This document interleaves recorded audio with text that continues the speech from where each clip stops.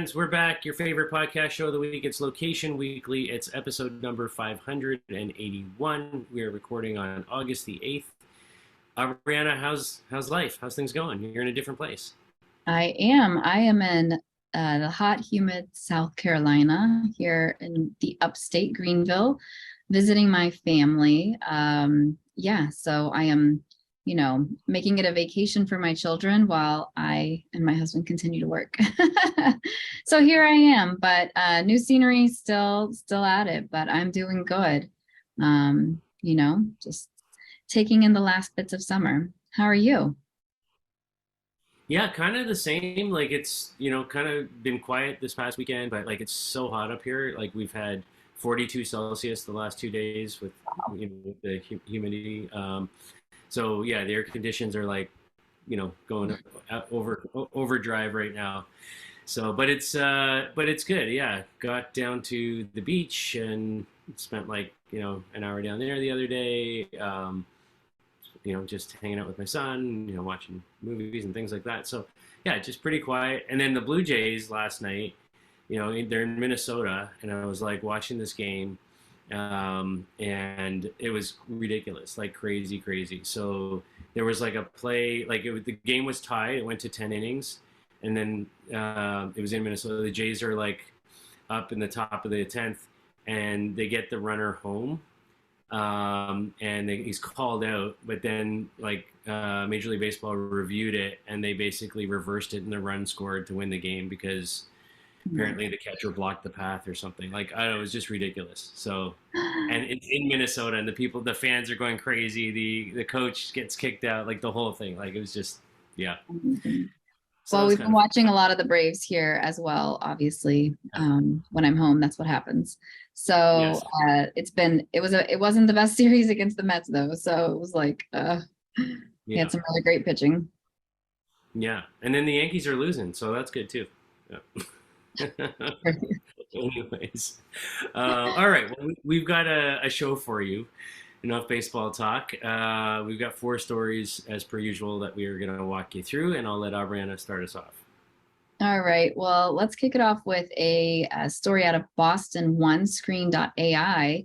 And they have announced, they're a marketplace provider for buying and selling out of home advertising, if you're not familiar. And they've announced that they are launching the most comprehensive, or have launched, public directory of out of home advertising. So this is inclusive of inventory. They are saying they've got more than 3,200 out of home different providers. It includes, media companies, vendors, agencies, and more than, close to 1 million media listings across the various categories. So that would be like billboards, street furniture, transit, all of those items, and then 340 different formats. So the goal really for them that they're touting is they want to build this public ecosystem for out of home that really allows providers to interact and openly and freely with accounts and buyers and marketers. So the CEO made a statement that this is not necessarily the only space that is available for this type of information and data and kind of connecting, but he said none are really democratized. And so this is completely open and public. There's no third party intermediary that's, keeping the parties from one another. It's like all about just going directly to them, which I really like. It's, just connecting those different pieces. And the media owners are really able to go in and they can upload, edit, sell their inventory. They can also have some free tools there for campaign building. And there's embedded maps, and just making everything more discoverable, accessible, and easier for marketers to find and buy. So I really like this. I think this is super important, especially as we think about connecting the different ways that, brands want to connect with their audience and being able to do that across different mediums. So that could be CTV, obviously out of home. Some of that might be digital, some of it may not be. But being able to really just find everything in one place is really important. And I think a very convenient offering. I understand that there has to be some monetization of this platform, I would assume. I'm not exactly sure if there's just like a finder's fee or a connecting fee or something as a marketplace provider, but I didn't see anything that suggested that there was. So very interested to understand more about how this, promotes OneScreen and the services that they offer, and how it helps them out a little bit more. And I think this is great. I do see that there's an opportunity probably for some larger, media companies to maybe scoop up OneScreen. That's the direction I see this going in, because I see this as a good opportunity. And, kind of being a little bit more of thought leaders in the space, and providing a service that's very beneficial. So. Yeah, I completely agree with everything you said. I think this is, something that I've been talking about for years about, sort of a single platform that helps you understand kind of what's out there, who's got the screens, what content's currently running on that screen or that billboard.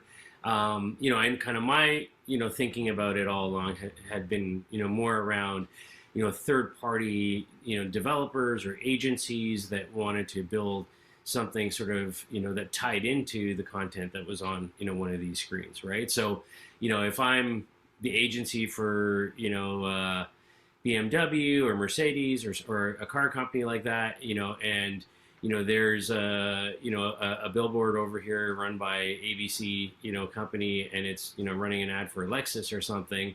Maybe I can run some sort of competitive campaign when people go by it, but it's the fact of knowing where that stuff is and what's running and having it all in one place, I think becomes interesting. So I think there are a lot of applications like that this can power, kind of downstream.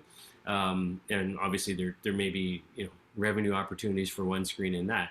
I think the other thing I like about it is it really, creates a marketplace for smaller, players. I know they gave an example of one company in particular, Kennedy Outdoor, that, has 40 or 50 screens now. And up until they got to that point, they were running it on spreadsheets and stuff. But now that they're kind of, getting to a point where they have some, sort of scale, having a system that can manage that inventory all in one place becomes an efficiency for them. And so I can see a lot of the smaller players, sort of gravitating towards something like this and having a marketplace that, can promote what they do. I sit on the board of a Toronto-based startup up here that's in the out-of-home space. They're more around selling screens or inventory on the side of trucks and truck fleets. And I could see them, kind of coming into a platform like this and making, those available or making people aware of them. So I think there's a lot of opportunities with something like this, and I like that they've kind of put it out there and are making it accessible to all. So good on OneScreen. All right, moving on to our second story. So here at home in Canada, where I am, we have, this is the home of Tim Hortons, and Tim Hortons, is sort of an iconic brand here in the country, and still the number one coffee chain and donut place, across the country. But as they've, over the years tried to grow their mobile app and loyalty programs and things like that are all tied into it, they made a pretty serious error a few years ago in how they were collecting and using people's location data. So they were very, sort of just collecting this data without giving proper, sort of articulation of a use case for it or seeking consent for it. A lawsuit was filed against them. They subsequently, sort of lost, the argument. And this goes back to data that they collected between April of 2019 and the end of September of 2020. So they lost the lawsuit. Now, what gets me is they've negotiated some sort of deal here, settlement, if you will, against the class action lawsuit, to settle the lawsuit with free coffee and a donut for the affected users that they collected data from. And I'm like, this is ridiculous, right? Like that cost them virtually nothing, a free coffee and a donut, and like whoever's sitting there agreeing to this settlement, it's just, to me, it's just so disrespectful of people and their privacy, and their data as much as Tim Hortons is a brand that has done a lot of good things in this country. I think it's my privacy and my data is not just worth a single coffee and a donut. Like, that is ridiculous.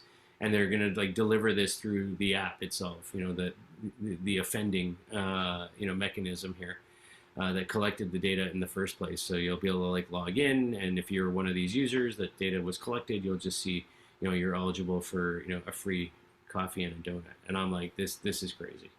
Yeah, so I'm kind of bewildered by this. I don't get it. I think it's more needs to be done. A lot more needs to be done. To settle this, and I'm disappointed. Thoughts? Well, I agree with you. I think that it is, I would assume that the legal team's like, well, we might as well try, but I think it's definitely bad press. It's certainly not, doesn't come across as like we're genuinely sorry for what we did. And it doesn't make up for the infringement on multiple users' privacy. And, to say that the people who use the app and were taken advantage of are still actually using the app is also a big assumption, I think, on their part. So I do agree more needs to be done. And unfortunately, these are the challenges in the industry that create a bad name for those who are doing it right, that are taking the right precautions, doing their best to make sure that they're adhering to all the correct policies and legislation and just, consumers and how we want to be treated, and kind of putting themselves in the place of the consumer. So, not a whole lot to add there, but I do think more needs to be done. I did notice that they said they still had to wait for the court to actually accept that. So I have a feeling that the court will also find that a little bit offensive and probably come back and turn that down. So we'll have to stay tuned and see what they actually end up settling with. Yeah. Anyways. Well, I like your point that if I'm one of these people that's been affected by this, I'm more than likely just deleted the app. Like, so getting compensated through the app doesn't make any sense to me. right. Anyway. Well, we can move on to maybe a sweeter food story and healthier one as well. Sweetgreen, which, if you're not familiar with, is a salad and kind of healthy eats restaurant chain and brand. And they have launched a new campaign, and really it's in an effort as they are planning to launch a full-blown loyalty program in 2023. And it's going to have some different elements they're thinking about in terms of like subscription and promotional offers. But to get there, they need to understand their consumers, right? And what they want and what's important to them. And so in an effort to get that data and kind of gather more of that intel and really create this loyalty program, they have created a campaign. So it's called Summer of Rewards and Challenges. And this is with their digital ordering. So it's taking place within the app and their website. And they're really just looking to unlock these insights from customer base. And then they want to help them then achieve their personal goals around wellness and health, and help them track things there. So I actually just ate Sweetgreen last week. We ordered it in the office when I was there, and I didn't even know they were doing this. So this was a fun story for me to find out. But then again, I wasn't really the one placing the order. So who knows? But they're doing different initiatives. So they have like featured games, some weekly challenges, different rewards, and then giving, I guess, consumers the ability to meet personal goals or complete projects. So kind of keeping them engaged and coming back. And then they want to be able to tailor those experiences and help provide more personalization, really. So this is a 4-week-long digital activation. And they've also partnered with a TikTok creator named Emmanuel DeVerno. But yeah, I think that it's interesting. Like they want to gain this deeper understanding of their customers. They want to understand the customer segmentation, and then just improve that data integration between online and offline. So what are they interested in? I remember many years ago, back at my Gather Lab Digital Envoy days, when we did this interesting experiment, and we found through a partner that there was a smoothie chain that they thought, hey, like most of our clientele are fitness enthusiasts, this is like their lifestyle. And through further research and study, they found that it was actually, they were mostly fast food enthusiasts. So they were like frequently visiting QSRs. They were not gym rats, like they thought. So I think that this is really good to better understand their customer segments. Is it really health and wellness that drives them to eat Sweetgreen, or is it something else? So it's one to kind of keep an eye on. And now that I know that it's close to my office, maybe I'll have to try out this gamification. Yeah, again, I agree with everything that you said there, and what's going through my head, listening to this story is, yeah, I really like the approach that they're taking to sort of explore and investigate and kind of test, what's going to work with their clients, and if we wind the clock back in time, like historically, brands like this, you would do focus groups and send out a survey and like all these kinds of things. But I think doing it this way, where it's there's challenges and rewards and TikTok campaign, and it's a lot more engaging, and it's a lot more sort of we're not just collecting information from you. We're sort of being collaborative in how we're working with you to figure out what you actually want, and then we're going to try and cater to that. And so I'm excited about this. We don't have Sweetgreen up here in Canada, but or at least not that I know. But it sounds really amazing, like the summer of rewards and the 4 weeks of the campaign. And yeah, if you get a chance to try it out, let me know. I'd be interested to know more about it. Sounds good. Alrighty, on to our final story then. Amazon has started doing some different kind of deliveries here. So they are now testing out delivering items from brick and mortar stores in a dozen U.S. Cities. So basically, what they're doing is they've partnered up initially with a few brands: Diesel, PacSun, GNC, Superdry, and you basically can jump onto their website, their Amazon site, and you can see products available from these different stores now, and then you can order the products, and basically they're delivered directly from the store. So they're leveraging their Flex Driver, gig economy setup that will go there, retrieve the product from the store, and then deliver it directly to you. Which is a different model than obviously how Amazon typically works, where everything's in the warehouse and kind of being prepped there. Going and picking and packing it and picking it up from the actual store makes it interesting in terms of just that local last mile piece. They're launching this in Atlanta, Chicago, Seattle, Washington initially, and you'll see these sort of items listed on the Amazon website and through the Amazon app. There's a $2.99 delivery charge, but it's free if your orders are over $25.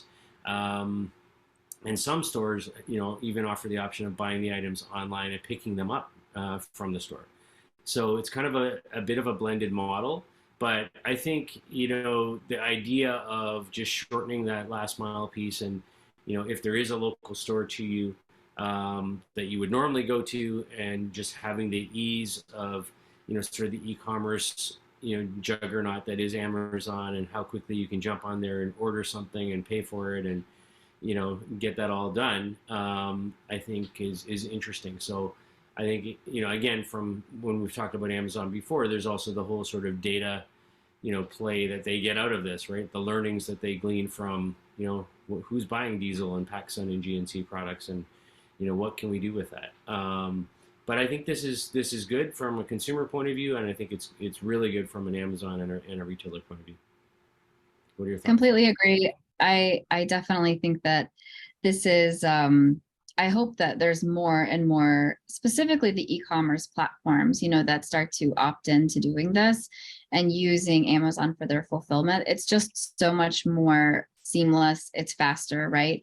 So I've been planning for a big birthday getaway trip in a couple weeks, and so I've been like ordering, all my new like summer things from different stores and different e-commerce sites. But a lot of them have been taking a week or longer to arrive, and it's like we're so impatient now. I'm used to that 24, Yeah. 48-hour delivery period. So I hope that this trend continues, and I hope that it equally benefits both the brand and the consumer, as it does Amazon. So excited for that.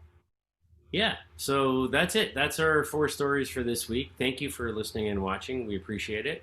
If you have story ideas, reach out to us, and we will respond to you quickly. If you have feedback, let us know. Give us some likes, some love on whatever podcast platform you're consuming this on. And we'll see you next week for another episode. Have a great week, everybody. Talk to you soon. Bye. Bye.